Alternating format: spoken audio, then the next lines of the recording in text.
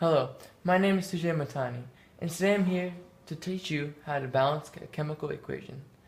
A chemical equation is a written symbolic representation of a chemical reaction. The reactant chemicals are given on the left-hand side, and the product chemicals are on the right-hand side. The law of conservation of mass states that no atoms can be created or destroyed in a chemical reaction. So the number of atoms that are present in the reactants has to balance the number of atoms that are presented in the product. Let's start off with an example. In this chemical reaction, nitrogen N2 plus hydrogen produces ammonia NH3. So let's write out what we have on the reactant side.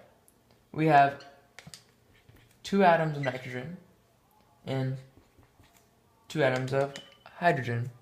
On this side, on the product side, we have 1 atom of nitrogen and 3 atoms of hydrogen. This equation is not balanced because in the reactant sides, there are 2 nitrogen atoms and 2 hydrogen atoms. In the product side, there is 1 nitrogen and 3 hydrogen atoms. The number of atoms is not balanced on both sides. To balance the chemical equation above, we need to make a use of coefficients. A coefficient is a number that we place in front of a chemical formula. In the chemical equation, to make the number of nitrogen atoms equal on both sides, first we must place a coefficient of 2 in front of NH3. Because of placing this 2, we now have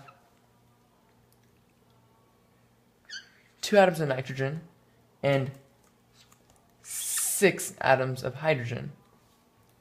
Once we do that, the number of nitrogen atoms on both sides is balanced.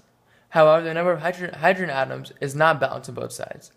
We need to make use of another coefficient in front of H2. This time, we put a coefficient of 3 in front of H2 to balance the equation.